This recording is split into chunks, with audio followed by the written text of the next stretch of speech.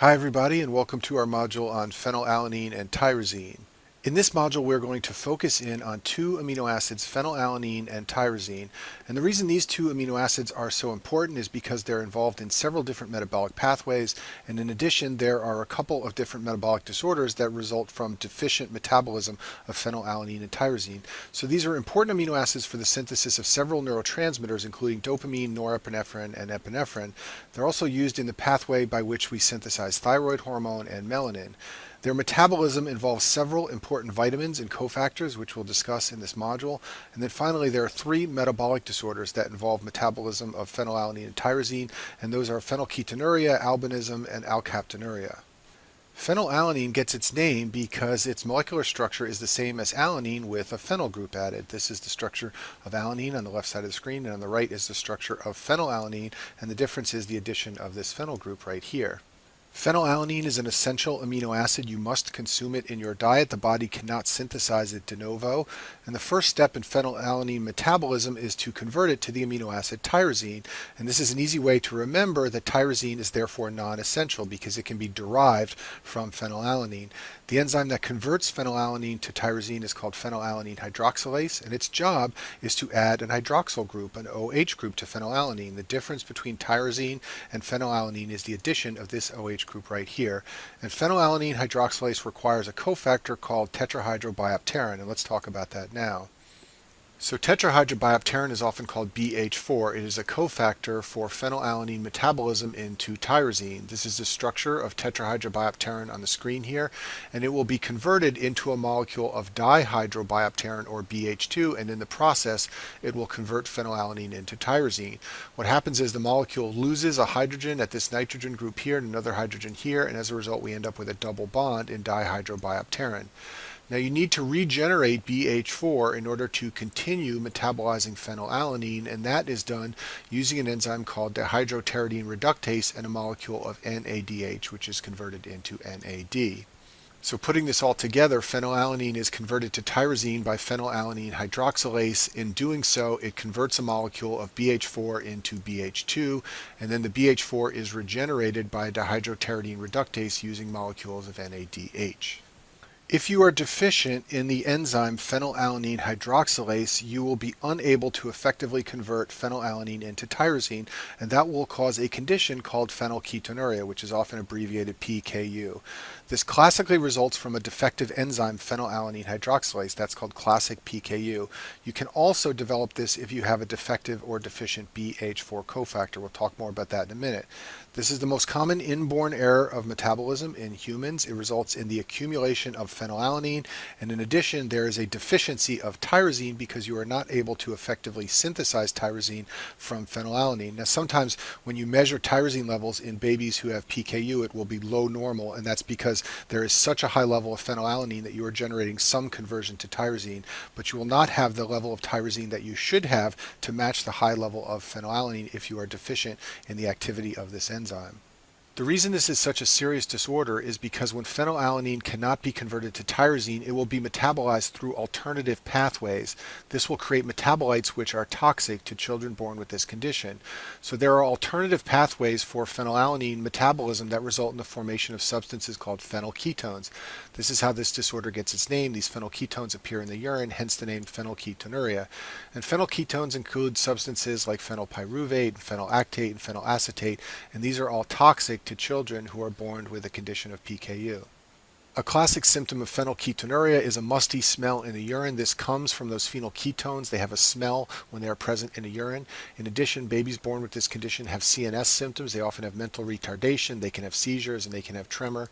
And then finally, these babies classically have pale skin and fair hair and blue eyes, and this is because they lack melanin.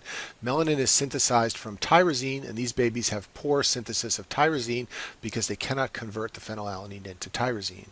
The way you treat phenylketonuria is through dietary modification. You restrict phenylalanine in the diet of children born with PKU. Now, unfortunately, phenylalanine is found in most proteins. It's an essential amino acid. So there are synthetic amino acid mixtures which are made just for children with PKU. You can actually monitor a phenylalanine level in the plasma of children with PKU to make sure they're not getting too much in the diet. In addition, these children have to avoid the artificial sweetener aspartame, which is found in Equal and NutraSweet. This is the structure of aspartame on the screen here, and it contains the amino acid aspartate linked to the amino acid phenylalanine. This is the phenylalanine over here. So if babies with this condition consume artificial sweeteners like aspartame, they will be consuming phenylalanine, which is bad for their condition. And then finally, another dietary modification you have to make is to consume tyrosine. It becomes an essential amino acid because you cannot synthesize it from phenylalanine when you're deficient in the enzyme. Maternal phenylketonuria is something that happens to women who have PKU and then become pregnant and consume too much phenylalanine. This has nothing to do with the fetus or the baby having PKU. It has to do with the mom having PKU and then eating too much phenylalanine while she's pregnant. The high levels of phenylalanine in the mother will act as a teratogen to the fetus, so the baby can be born with microcephaly and congenital heart defects.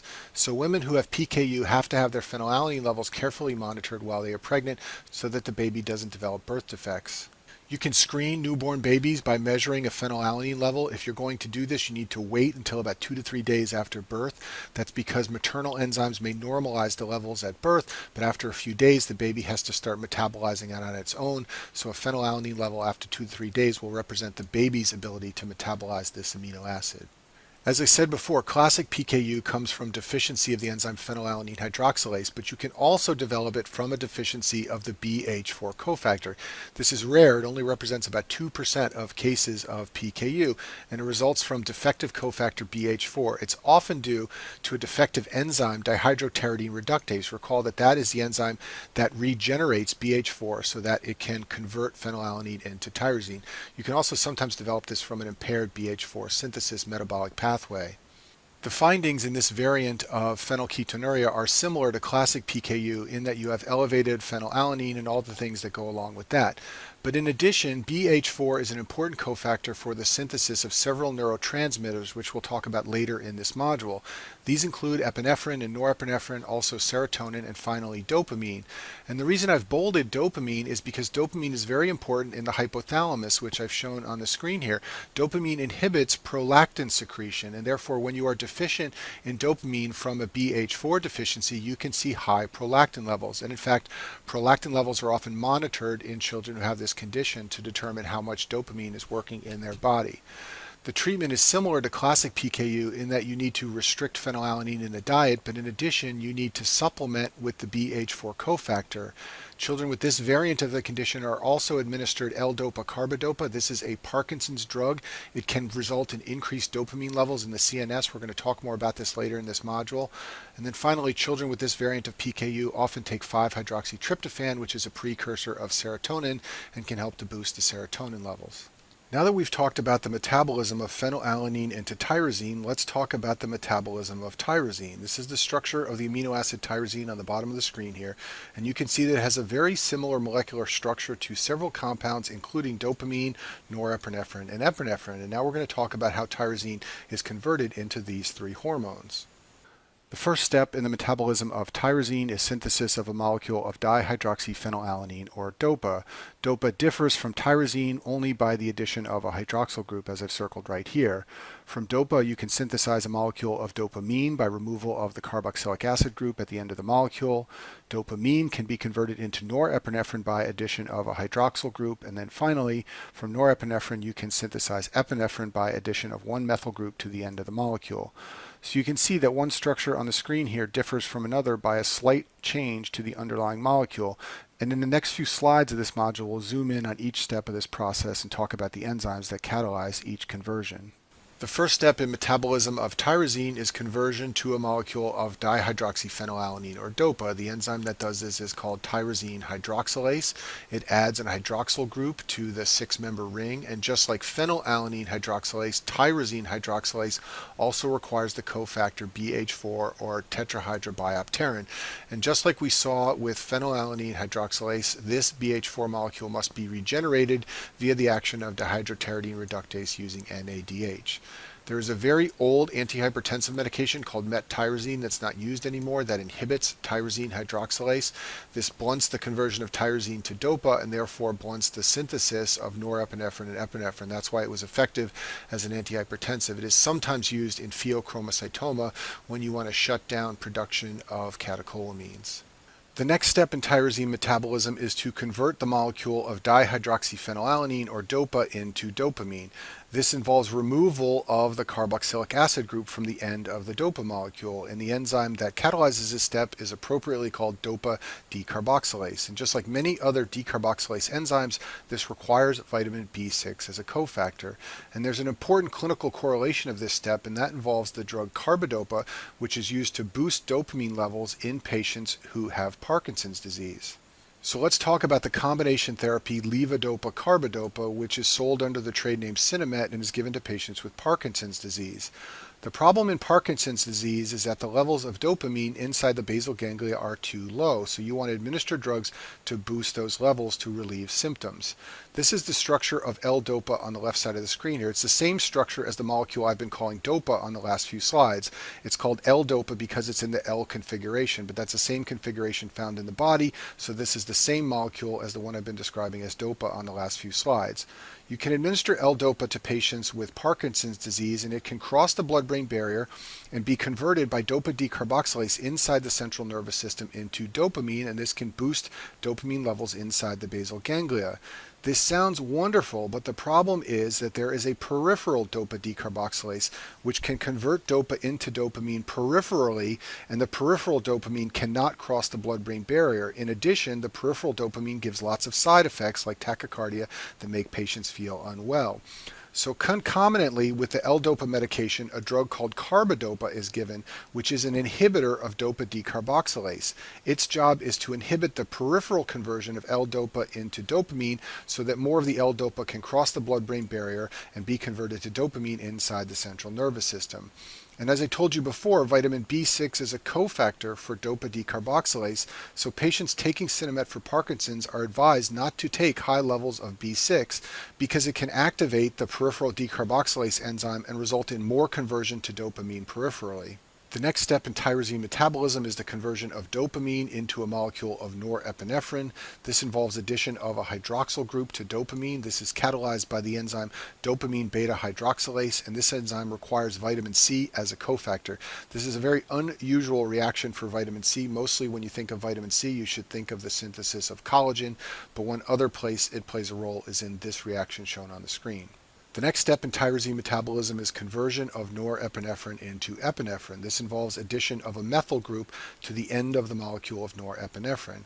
The enzyme that catalyzes this step is called phenylethanolamine N-methyltransferase, which is a mouthful to say, and it requires a very important cofactor called S-adenosylmethionine, or SAM, and that's what we're going to talk about in the next few slides. So S-adenosylmethionine, or SAM, is a cofactor that donates methyl groups, and it is synthesized from ATP and the amino acid methionine.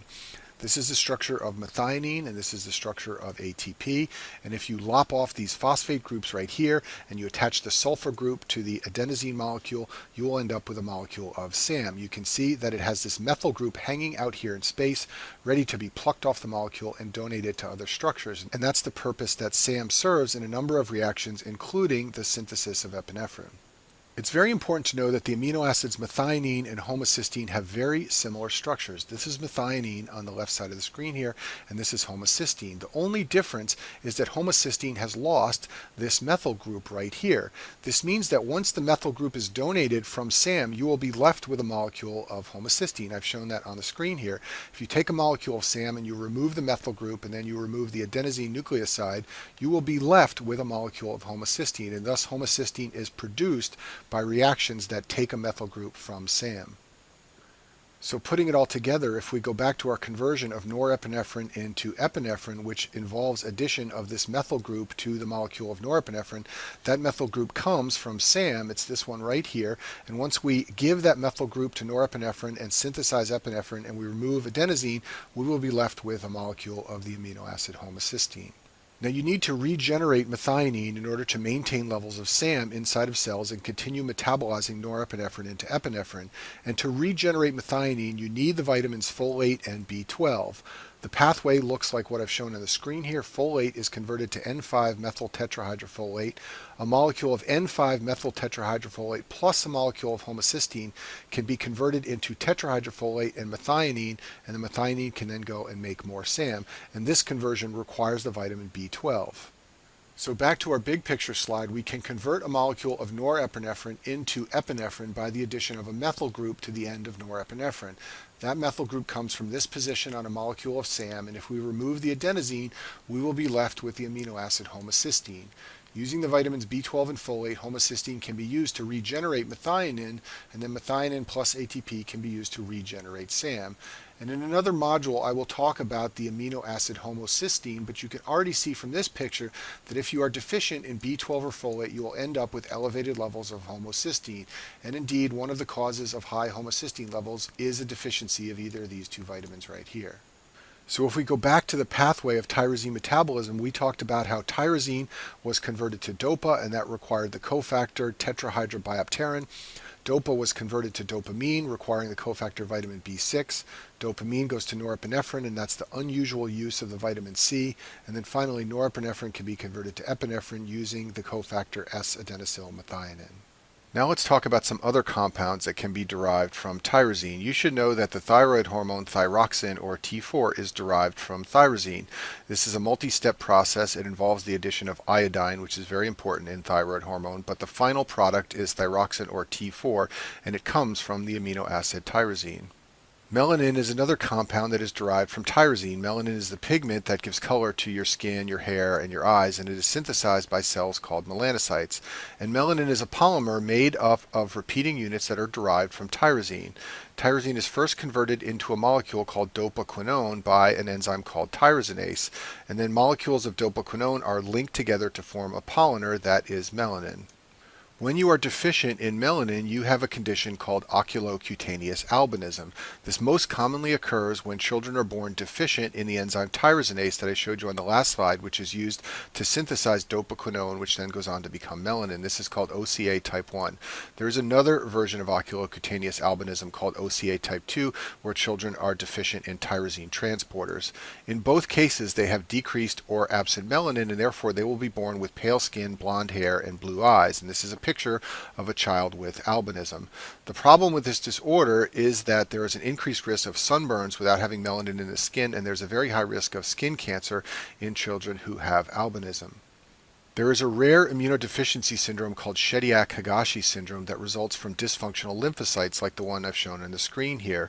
Shediac-Higashi is a microtubular dysfunction syndrome, and when the microtubules don't work, the lymphocytes cannot respond to infection, and there is a characteristic immunodeficiency that occurs. And I talk about this in the immunology modules in more detail, but the point I want to make here is that children with Shediac-Higashi syndrome also have oculocutaneous albinism. They have the type 2 OCA because they have a transporter defect because the microtubules are dysfunctional and therefore they cannot transport melanin normally.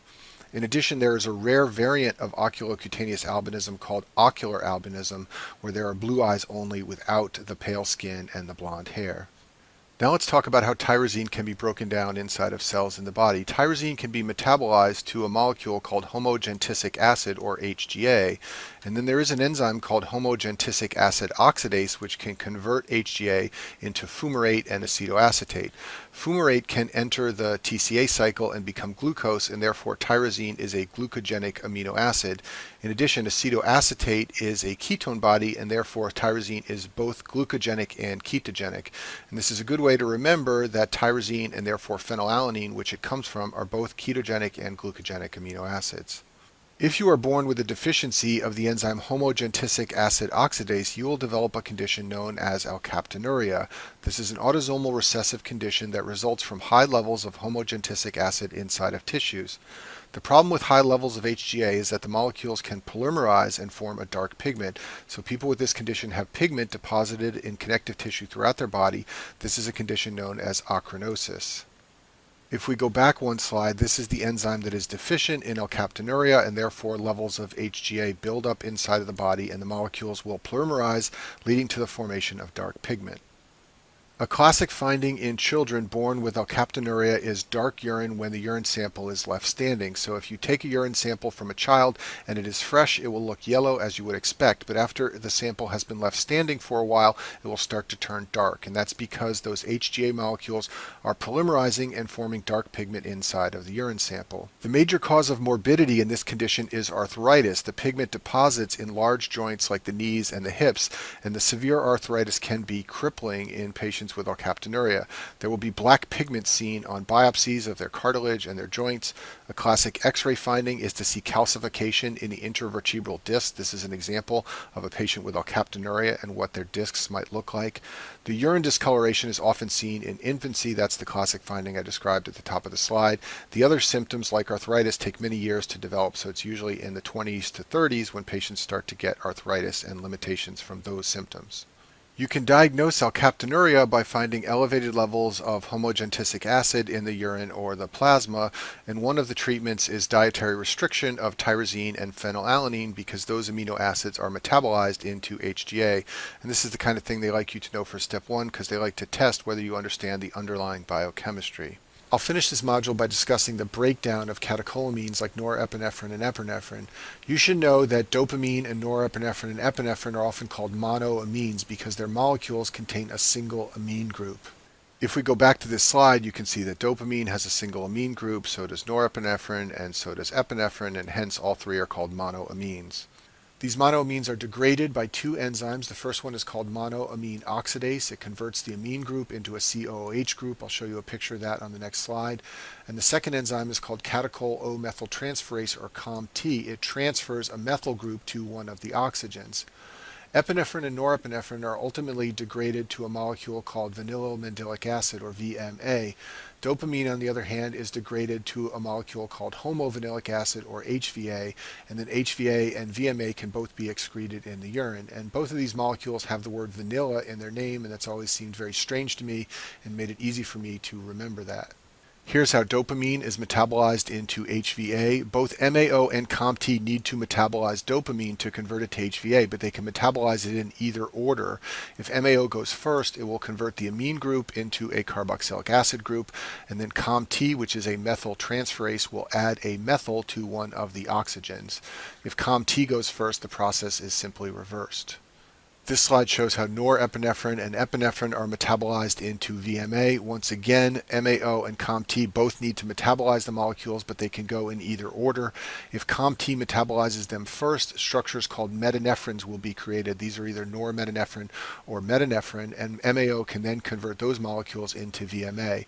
If MAO goes first, it will create an intermediate called dihydroxymandelic acid, which COMT can then convert into vanillomandylic acid, or VMA. There's an important clinical correlation of these pathways, and that involves pheochromocytoma. Pheochromocytomas are tumors that generate catecholamines, and the majority of the metabolism of the catecholamines occurs inside the tumor. Therefore, lots of metabolites of catecholamines will be secreted into the plasma, and metanephrines are often measured for diagnosis. Usually you measure metanephrine and normetanephrine levels via a 24-hour urine collection. There was an older test that's not done that much anymore because it's less sensitive, and that was a 24-hour collection of VMA. And after the last two slides, you can now understand why measuring metanephrine levels or VMA levels in the urine will help you diagnose high levels of catecholamine turnover, as you would see in pheochromocytoma. There's some pharmacology that involves the MAO and COMT enzymes. In Parkinson's disease, there is a drug called selegiline, which is an MAO-B inhibitor. There are also two Parkinson drugs called entacapone and tolcapone, which are COMT inhibitors. And all three of these drugs are administered to patients with Parkinson's disease to blunt dopamine breakdown and raise dopamine levels in the basal ganglia of patients with Parkinson's. In depression, there are some older antidepressants that are not used much anymore called MAO inhibitors. These are drugs like tranylcypromine and phenelzine, and they inhibit the MAO enzyme to raise dopamine and norepinephrine levels in the central nervous system. They also raise serotonin levels because, as we will see in another module, serotonin is also metabolized via the MAO enzyme. The last topic I'll discuss in this module is tyramine. Tyramine is a naturally occurring substance that is found in many of the foods that we eat. Tyramine is a sympathomimetic, meaning it causes activation of the sympathetic nervous system. This is the structure of tyramine at the top of the screen here. You can see that it has a very similar structure to dopamine, so it's easy to understand how tyramine could have many of the same effects as dopamine. And in fact, it's been shown that tyramine is taken up by presynaptic nerve terminals, and it induces the release of norepinephrine and therefore can raise the blood pressure. Now, normally when you eat foods that contain tyramine, they are metabolized in the GI tract. However, they are metabolized by the monoamine oxidase enzyme. Therefore, patients on MAO inhibitors can see the level of tyramine rise in their blood. This can raise the blood pressure and, in fact, can cause a hypertensive crisis. This is sometimes referred to as the cheese effect because tyramine is found in cheese and also in red wine and some meats. So patients on MAO inhibitors, especially the ones used for depression, who go out and have a big pizza dinner can find that they are in the emergency room with a headache from a hypertensive crisis. And that concludes our module on phenylalanine and tyrosine.